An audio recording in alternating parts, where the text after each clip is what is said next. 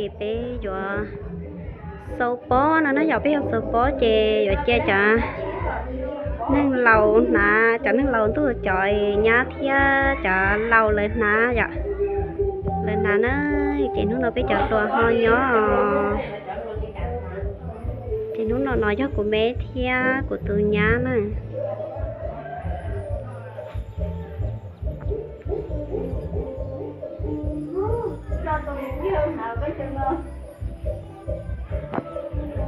chị cũng mà lý cho bé sẽ ra một sáng kia thia nên hơn thôi bé còn ở kia thia nữa chống hàng ó chỉ họ thứ nó sẽ này chống hàng ó nó chị bé khu phan pà thế giờ bé khu phan pà thế này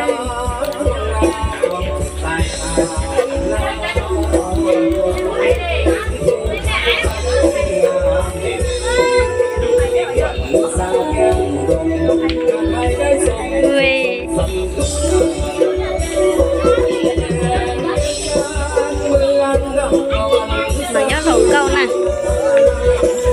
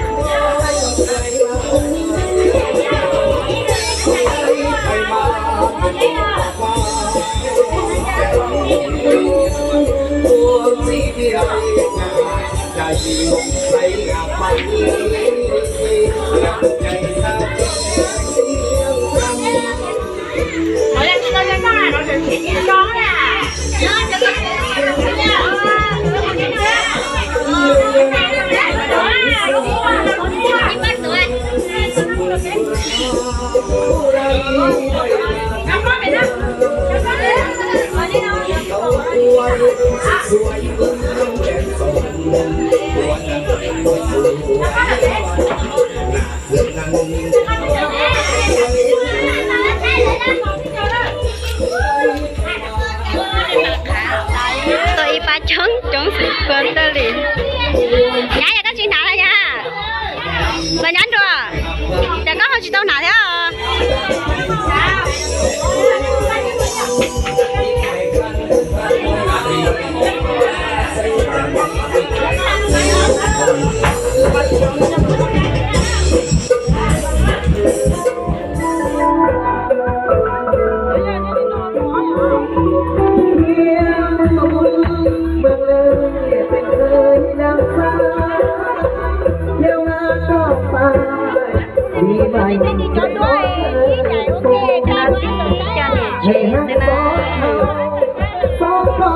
giờ đây sương phồn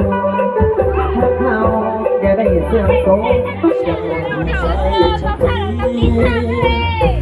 nó sẽ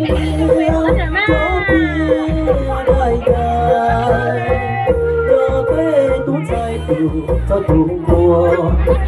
đầu chuột chua chuột mùa nó bé say muốn sớm ba đã có bài ra chuẩn thời gian thì tao lấy thay nè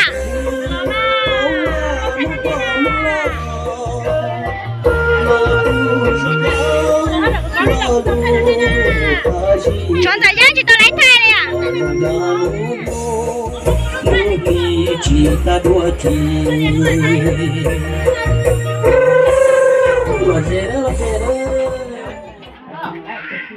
Jangan,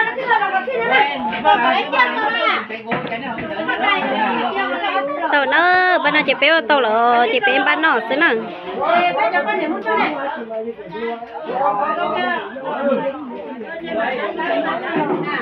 nó chỉ ta cho bé chọi muốn chân đồ sọ bé cho muốn chân đồ xí nè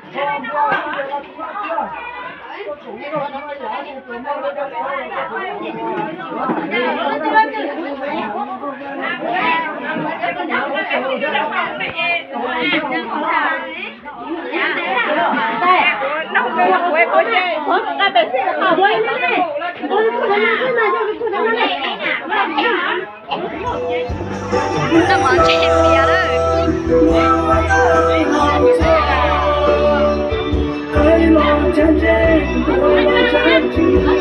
họ sẽ chỉ tàu chè mới cho lon chè bia chè mỏ non kia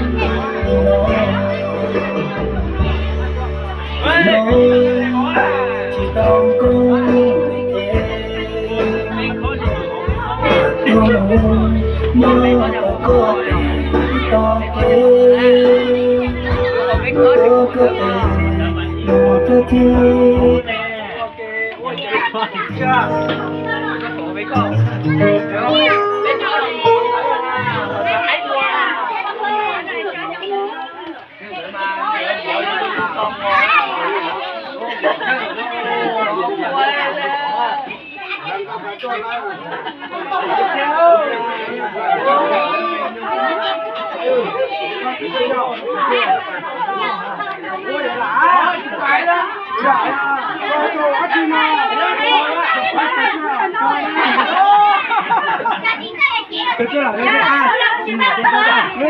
mấy mấy nước không có cái kiếm ăn đồ luôn, chứ mà ấy là nó mắc rồi đấy, để ra đầu đây được đâu là nó là.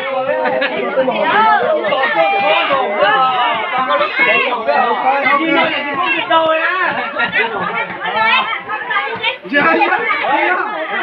Cái lái số là chơi gì cũng lọt luôn á. Tao hay cho cao này, tao nói. Tao nói. Còn đi trong lắm, trong phân nữa. Trong lò quá.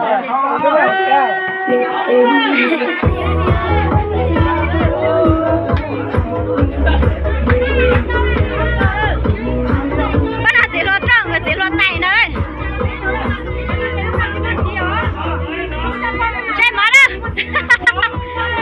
chơi mất chơi 5 con hả này rồi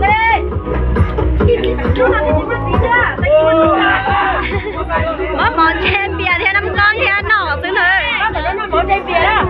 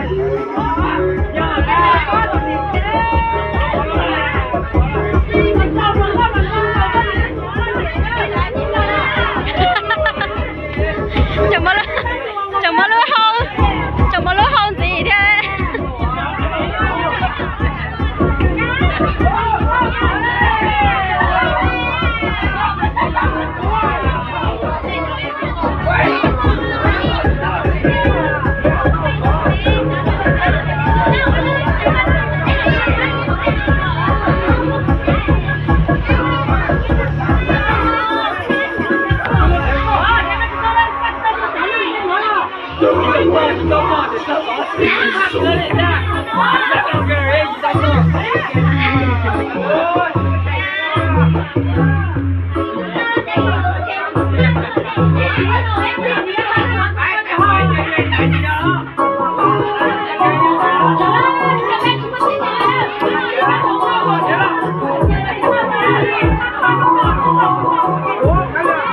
hấp dẫn.